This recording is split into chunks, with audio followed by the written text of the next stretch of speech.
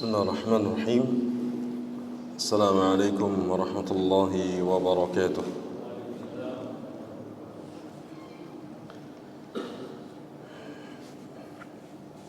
Innal hamdalillah nahmaduhu wa nasta'inuhu wa nastaghfiruh wa natubu ilayhi wa na'udzu billahi min shururi anfusina wa min sayyiati a'malina. من يهده الله فلا مضل له ومن يضلل فلا هادي له أشهد أن لا إله إلا الله وحده لا شريك له وأشهد أن نبينا محمدا عبده ورسوله صلى الله عليه وعلى آله وأصحابه وسلم تسليما كثيرا وبعده. Ikhwatal iman, hadirin wal hadirat jamaah salat maghrib di Masjid Masjid Aisyah radhiyallahu ta'ala anha. Alhamdulillah, segala puji hanya milik Allah yang kita kembali bersua di kesempatan malam hari ini untuk melanjutkan apa yang telah kita kaji di kesempatan sebelumnya dari pembahasan Al-Maqsadul Ma'mul min Ma'adil Qabul, dan kita akan membicarakan tentang Maratibuddin, tingkatan agama yang kedua, di mana tingkatan agama yang kedua itu adalah terkait dengan al-iman. Iman fil lughah secara bahasa itu diartikan at-tasdiq, ini membenarkan, sebagaimana hal itu disebutkan dalam ayat Al-Qur'anul Karim terkait dengan ucapan dari para saudara-saudaranya Nabi Yusuf alaihi salam yang dalam surah Yusuf di ayat ke-17. Allah Ta'ala berfirman, qalu ya abana inna dhahabna nastabiqu wa tarakna Yusuf inda mata'ina fa'akalahu dhi'bu wa ma anta bimu'minin lana. Ya, di situ ada kalimat bimu'minin lana wa ma anta bimu'minin lana.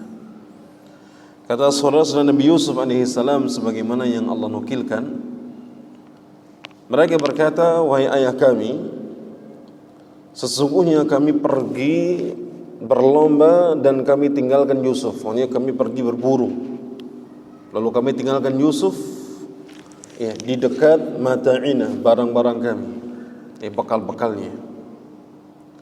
Fa'akalahu dhi'bu, lalu kemudian serigala memakan Yusuf, jadi menerkam Yusuf. Ya, akhiratu disimbolkan mati gitu. Setelah menceritakan hal demikian, saudara-saudara Nabi Yusuf berkata kepada ayahnya, wa ma anta bimu'minin lana. Apa yang kami katakan ini kepada engkau wahai ayahanda, engkau tidak akan percaya kepada kami. Ya. Wa ma anta bimu'minin lana walau kunna sadiqin. Ya, sekalipun kami berkata benar. Syahid dari ayat ini adalah ketika Allah Ta'ala menyebutkan kalimat mu'min, wa ma anta bimu'min, artinya adalah musaddiqun. Ya, sehingga iman fil lughah secara bahasa itu diartikan at-tasdiq, mempercayai atau membenarkan.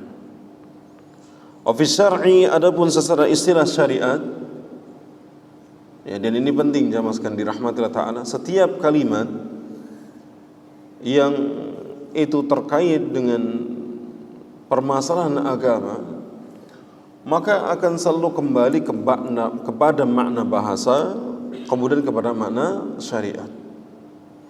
Tapi setelah jelas ini makna bahasa, ini makna syariat, Maka ketika itu disebutkan dalam ayat Al-Quranul Karim, disebutkan dalam hadis-hadis Nabi sallallahu alaihi wasallam, diucapkan oleh para ulama dalam kitab-kitabnya, maka yang dimaksud adalah istilah secara syariat, bukan lughawi. Bukan lughawi. Kita bicara salat secara bahasa itu berdoa. Tapi kalau kita mengatakan kamu udah salat belum, maksudnya apa? Salat secara syar'i. Itu salat secara syar'i itu apa? Ibadah yang dimulai dari takbir, diakhiri dengan salam. Zakat pun sama. Zakat secara bahasa arti menumbuhkan misalkan, atau mensucikan. Tapi kalau dikatakan engkau sudah mengeluarkan zakat misalkan, ya maka zakat yang dimaksud di sini secara syar'i, bisa zakat fitrah, bisa zakat mal, bisa zakat yang sifatnya wajib, bisa pula yang sifatnya sedekah, sifatnya sunnah seperti sedekah dan yang lainnya. Maka yang dipakai adalah istilah syar'i. Ya, yang dimaksudkan adalah istilah syar'i, bukan lughawi, bukan secara bahasa. Ya. Maka demikian pula dengan iman. Kalau dalam pembahasan iman, misalkan dalam akidah, ya dalam agama, maka pembicaraan iman itu adalah sesuai dengan istilah syar'i.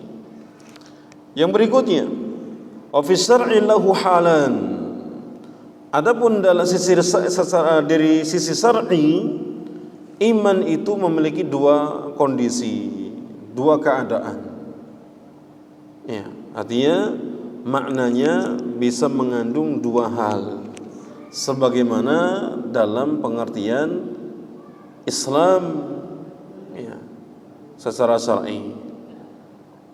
Maka dikatakan kondisi yang pertama, an yutlaqa mufradan ghairu muqtarinin bidzikril Islam. Ketika iman disebutkan secara tunggal, tidak digandingkan dengan Islam, fahina idin, maka pada saat itu yuradu bihi ad-din kulluh. Maka yang dimaksud iman ketika tidak disebutkan bersamaan dengan Islam, itu maknanya adalah agama secara keseluruhan. Contohnya sebagaimana yang Allah katakan di dalam surah Al-Baqarah, ya, ketika Allah Subhanahu wa taala menyebutkan dalam ayatnya, Allahu waliyul ladzina amanu yukhrijuhum minadh-dhulumati ilan nur. Ya, Allahu waliyul ladzina amanu yukhrijuhum minadh-dhulumati ilan nur. Allah itu adalah pelindung orang-orang yang beriman, artinya seluruhnya. Ad-dinun kulluh, itu orang-orang muslim semuanya, orang-orang yang beriman. Ya. Di sini tidak dibedakan. Artinya bisa mencakup semuanya, seluruh perkara agama. Ya. Yukhrijuhum minadh-dhulumati ilan nur. Ya, maka kalimat waliyul ladzina amanu ini tidak disebutkan maknanya, ya, secara khusus, tapi mencakup semua. Ya, yaitu berlaku bagi orang yang beriman, yaitu orang muslim, orang mukmin, semuanya. Yang dia mengeluarkan mereka orang-orang yang beriman itu dari kegelapan-kegelapan menuju cahaya. Ya, maka waliyul mu'minin, ya, contoh misalkan dalam surah Ali Imran lagi, ya, lebih khusus lagi dalam surah Ali Imran, ketika Allah menyebutkan dalam ayatnya di ayat ke-68, ya, maka Allah Subhanahu wa taala mengatakan, ya, wallahu waliyul mu'minin, dan Allah itu adalah wali, pelindung bagi orang-orang yang beriman. Kalimat orang mukmin di sini bukan mukmin secara khusus, yaitu yang mereka melakukan atau mengamalkan hal-hal yang batin, tapi mencakup semuanya. Ya, berlaku untuk mereka yang menjalankan agama secara keseluruhan. Ya. Demikian pula dalam hadis Nabi sallallahu alaihi wasallam. Ya, dalam hadis Imam An-Nasai dan dirilis sahih Al-Imam Al-Albani, Rasulullah SAW beliau bersabda, la yadkhulul jannah illa nafsun mu'minah. Ya, tidak masuk surga kecuali seseorang yang dia beriman. Maka nafsun mu'minah ini bukan memiliki makna secara ya khusus hanya mereka yang kemudian menjalankan ya keimanan, amalan-amalan yang sifatnya batiniyah,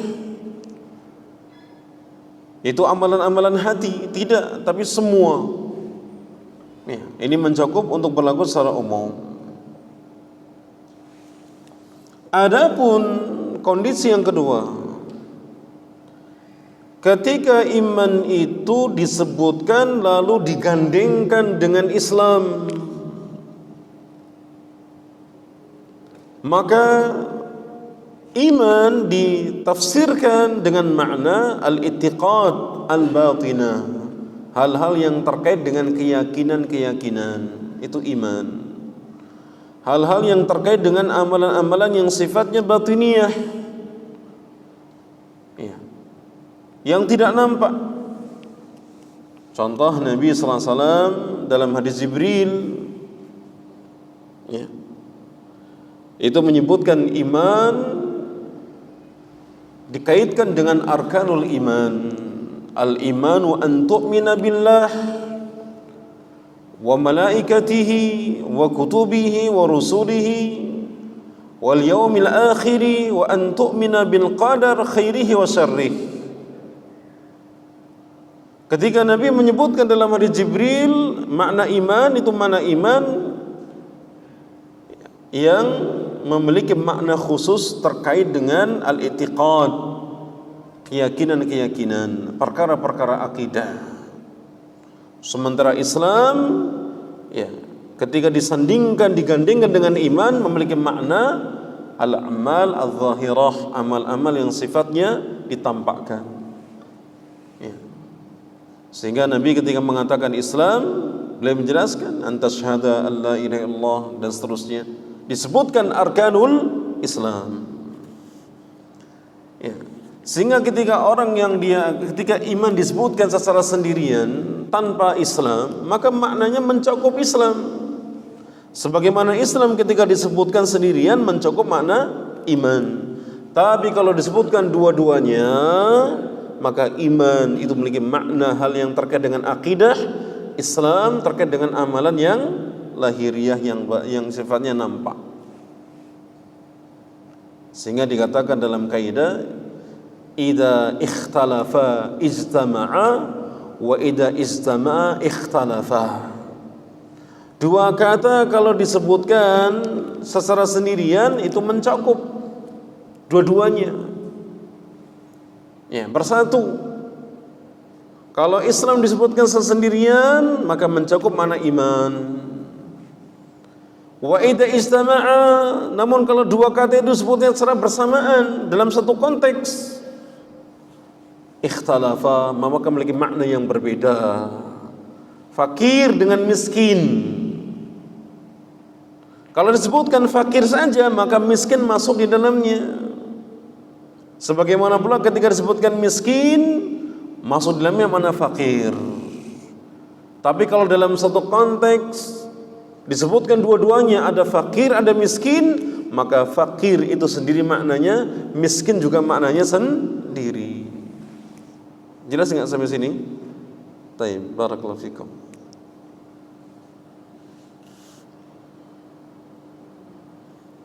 Maka ketika Allah Ta'ala menyebutkan dalam banyak ayatnya walladzina amanu wa amilus salihat, dan orang-orang yang beriman dan yang mengerjakan amal saleh, maka di sini beriman itu maksudnya al-iman, wa amil salihat itu maksudnya orang yang muslim, yang Islam, yang dia melakukan amal saleh. Disebutkan dalam satu konteks maka maknanya berbeda. Walladzina amanu terkait dengan hal-hal yang sifatnya akidah, keyakinan. Wa amilus shalihat yang terkait dengan amalan yang nampak, yang zahiriyah. Ya.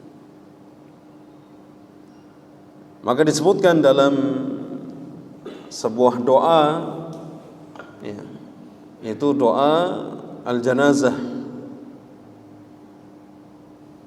Ya, dalam satu doa ketika menyolati jenazah. Ya, kama fi qauli Nabi sallallahu alaihi wasallam fi du'ail janazah. Disebut di sana apa doanya? Allahumma man ahyaitahu minna fa ahyihi 'alal Islam. Ya Allah, siapa yang Engkau hidupkan ia di antara kami, maka hidupkanlah ia di atas Islam. Itu orang muslim yang nampak daripada amal-amal salehnya. Karena seorang muslim itu adalah yang dia menampakkan daripada amal-amal salehnya, mengerjakan amal saleh. Karena dunia itu adalah, dikatakan oleh sahabat Ali bin Abi Thalib, dunia itu tempatnya untuk beramal. Al-yawma amalun wala hisab, wa ghadan hisabun wala amal. Hari ini di dunia itu saatnya kita beramal, bukan menghitung-hitung amalan yang telah dikerjakan. Adapun esok ketika hari kiamat, itulah adalah waktunya untuk hisab, perhitungan amal, bukan keinginan untuk beramal. Maka Nabi mengatakan dalam doa ini, Allahumma man ahyaitahu minna fa ahyihi 'alal Islam, bukan 'alal iman, tapi 'alal Islam. Ya Allah, siapa saja yang Engkau hidupkan di antara kami, maka hidupkan dia di atas Islam. Itu yang menjalankan syariat Islam dalam amalan-amalan yang sifatnya nampak. Wa man tawaffaitahu minna fatawaffahu 'alal iman. Sementara siapa saja yang Engkau wafatkan di antara kami, maka wafatkan ia di atas iman. Di sini Nabi membedakan kalau hidup di atas Islam, kalau mati di atas iman. Wa dzalika anna al-a'mala bil jawarih wa innama yatamakkanu minha fil hayah. Hal itu dikarenakan amal-amal perbuatan yang dilakukan oleh anggota badan itu hanya bisa dilakukan saat kita masih hidup. Ketika nafas masih ada, roh kita juga masih ada, maka itulah kesempatan yang terbaik untuk melakukan amal soleh. Kita bisa melakukan amal soleh dengan hati kita, dengan lisan kita, dengan seluruh anggota badan kita, dalam kondisi berdiri, duduk, berbaring, berjalan. Mau dalam kondisi dia sehat, dia sakit, safar, mukim, lapang ataupun sempit, maka itulah saat terbaik untuk dia beramal, karena dia masih dalam kondisi hidup. Fa amma 'indal mauti fala yabqa ghair qaulil qalbi. Adapun ketika dia mati, maka tidak tersisa selain ucapan hati dan amalannya, yaitu iman. Ya, yaitu iman. Yang dibutuhkan ketika orang mati itu adalah imannya.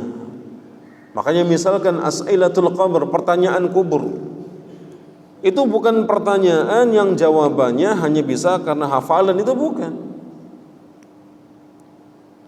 Pertanyaan kubur misalkan siapa Tuhanmu, apa agamamu, siapa nabimu, orang-orang kafir pun bisa mengatakan pada hari ini ketika dia masih hidup. Tahu jawabannya, dia dihafal bisa.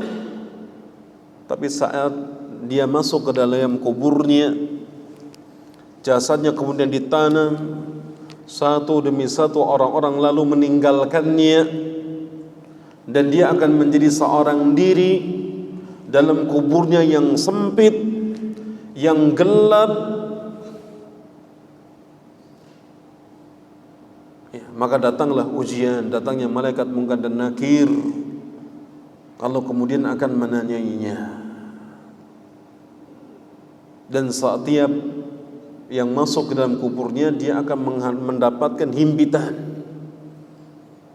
Himpitan itu akan bisa berhenti atau akan terus, tergantung saat dia menjawab pertanyaan kubur mampu atau tidak. Dan itu jawaban iman yang diwujudkan dalam amal, dalam kehidupan sehari-harinya. Kenapa engkau salat? Kenapa engkau zikir? Kenapa engkau baca Quran? Kenapa engkau bersedekah? Kenapa engkau berbuat baik ini dan itu dan seterusnya? Dan tidak pernah lengkang dari waktu. Setiap hari selalu, ya, dia berupaya untuk beramal soleh, beramal soleh, beramal soleh. Dan dia akan tahu manfaatnya saat dia masuk ke dalam liang kuburnya.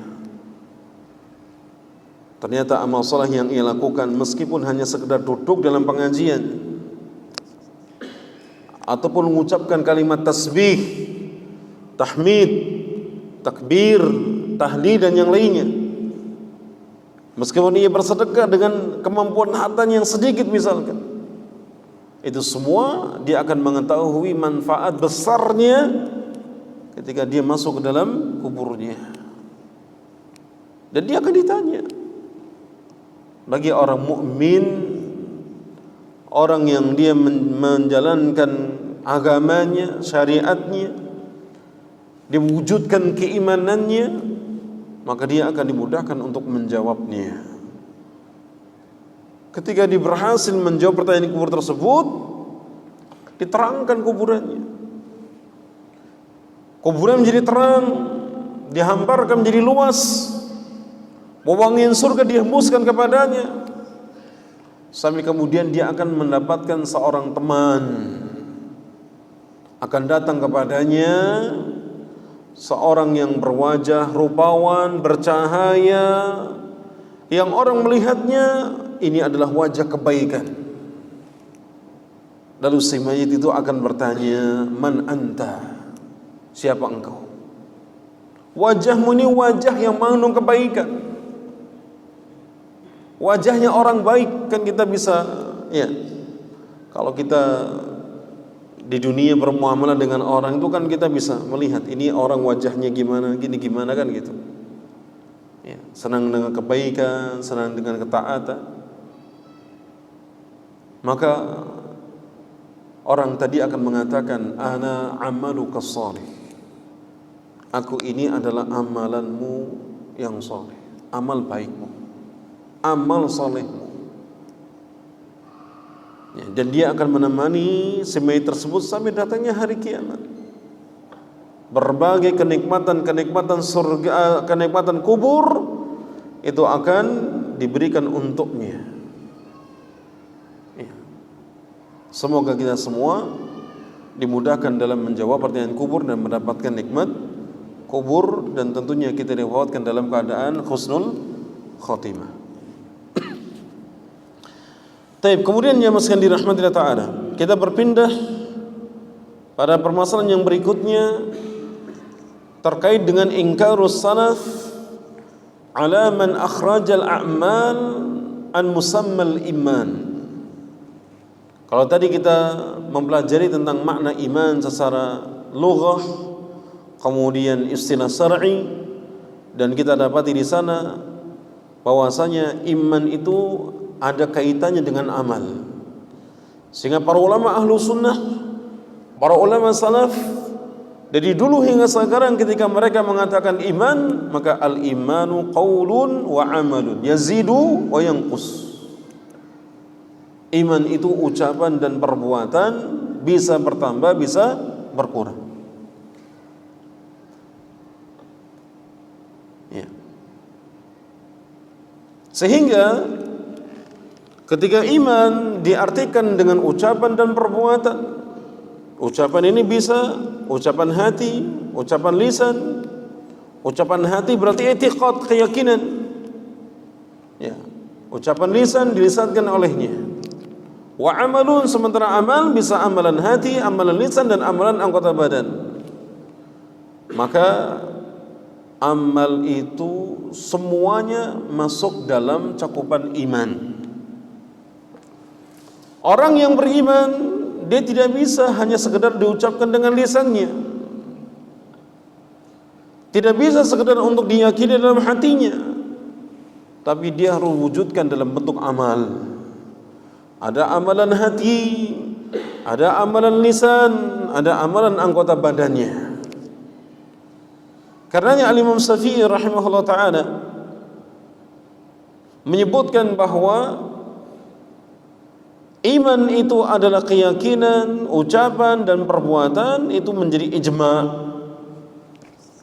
ijma'us sahabah wa tabi'in wa man ba'dahum mimman adrakahum. Imam Syafi'i rahimahullah ta'ala menegaskan, menghikayatkan bahwa para sahabat itu telah berijma, demikian pula generasi tabi'in dan generasi setelahnya, mereka menyepakati itu semua. Wa ankaru salafu ala man akhrajal a'mal 'anil iman inkaran syadida. Dan para ulama salaf terdahulu mereka begitu mengingkari dengan keras kepada siapa saja yang mereka kemudian menyatakan iman itu tak perlu beramal, atau dikeluarkan amal itu dari makna iman, sehingga cukup orang beriman itu dengan hatinya atau diucapkan dengan lisannya tanpa perlu untuk beramal. Siapa yang kemudian mengatakan iman itu hanya tasdiqun, pembenaran dalam hati, atau qaulun, diucapkan dengan lisan saja tanpa perlu untuk beramal, maka dianggap oleh para ulama terdahulu sebagai qaulan muhdatsan, perkataan yang mengandung kebid'ahan. Contohnya seperti yang menyatakan demikian seperti Sa'id ibn Jubair, seorang ulama generasi tabi'in. Demikian pula Maimun ibn Mihran, demikian pula Qatadah, Ayub As-Sikhtiyani, Al-Imam An-Nakhai, Al-Imam Az-Zuhri, Yahya bin Abi Kathir, Al-Thawri wal-Auza'i, Umar bin Abdul Aziz. Ini semua generasi tabi'in menyatakan demikian. Itu qaulun muhdathun, perkataan yang baru yang diadakan dalam agama yang belum pernah ada salafnya.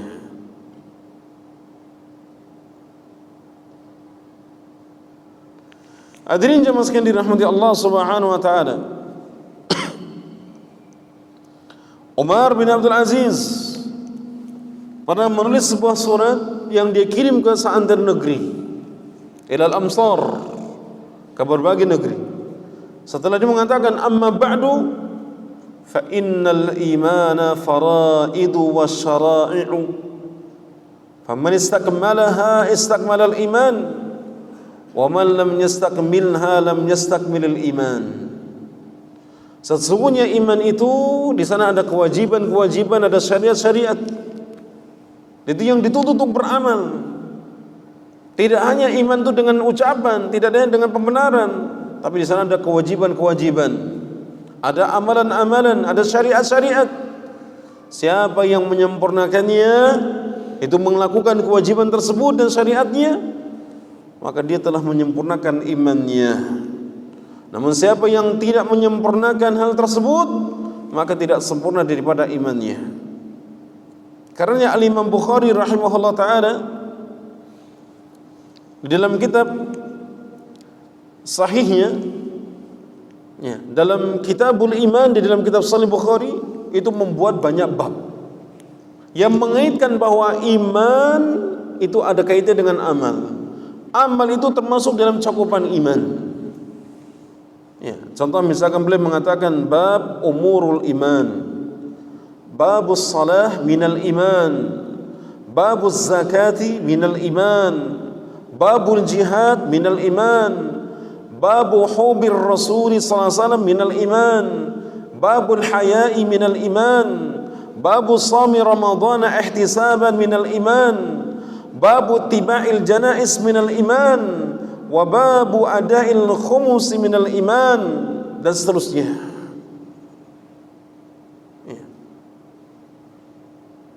Bab adabu al-khums minal iman, dan banyak bab yang disebutkan oleh Imam Bukhari dalam kitab sahihnya. Ada bab salat itu termasuk bagian iman, zakat termasuk bagian iman, jihad masuk bagian iman, mencintai Rasulullah SAW termasuk bagian iman, rasa malu bagian daripada iman, berpuasa Ramadan karena ihtisab itu bagian daripada iman, mengiringi jenazah itu termasuk bagian daripada iman.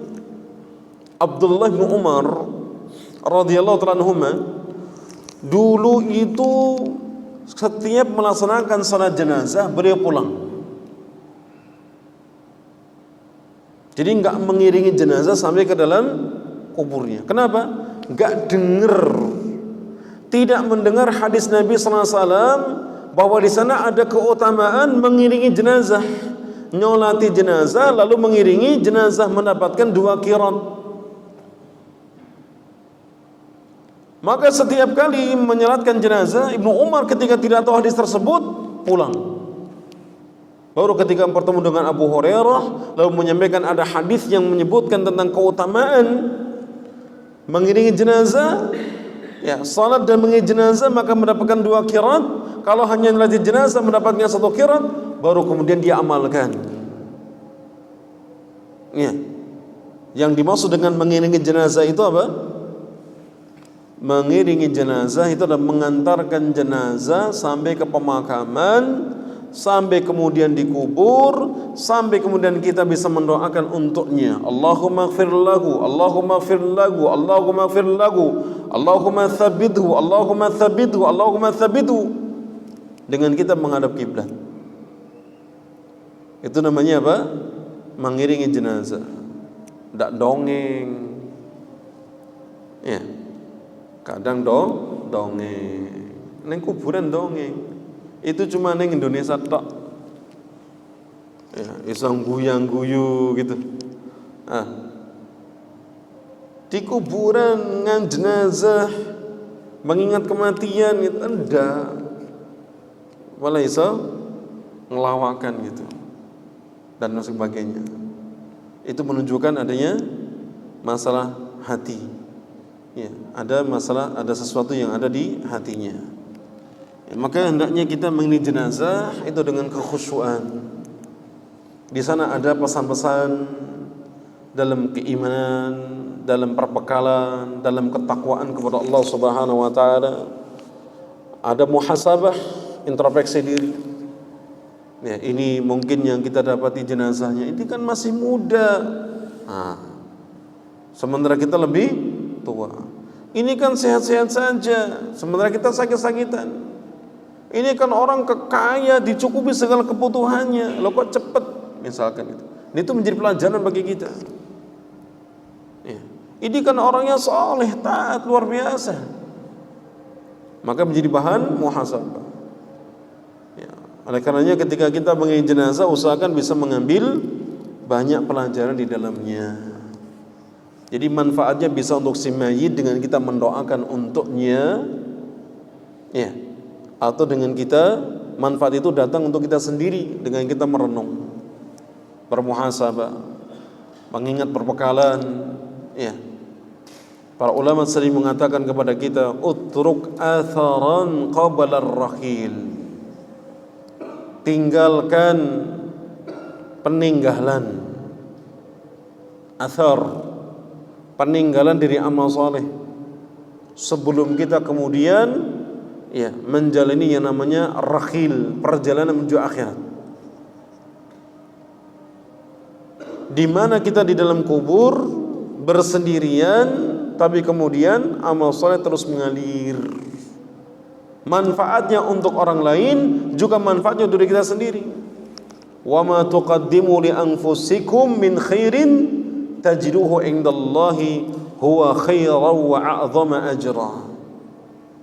Apa saja yang kalian lakukan dari kebaikan untuk diri kalian sendiri, kalian akan mendapati balasannya di sisi Allah Ta'ala itu lebih baik dan lebih besar ganjarannya.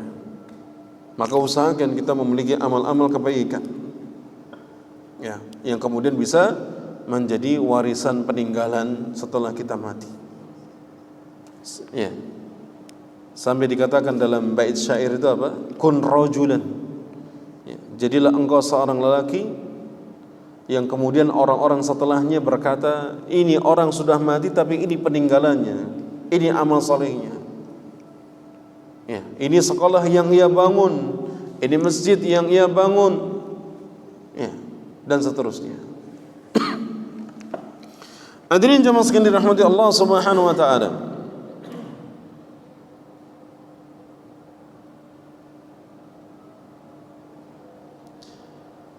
Kita berhenti di poin ini.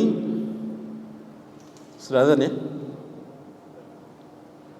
Insyaallah lain waktu dan kesempatan kita sambung terkait dengan pandangan manusia dalam pengertian iman. Jadi iman yang kita ketahui itu ada keyakinan, ada ucapan, ada perbuatan, itu tidak semuanya demikian. Tidak semua sepakat. Nah, nanti insya Allah kita bedah di pertemuan berikutnya untuk kita tahu apa sih bedanya antara Ahlus Sunnah dengan di luar Ahlus Sunnah dalam perkara pengertian iman. Aqulu qouli hadza wa sallallahu ala nabiyyina Muhammadin wa ala alihi wa sahbihi ajma'in wa akhiru da'wana alhamdulillahi rabbil alamin. Wassalamu alaikum warahmatullahi wabarakatuh.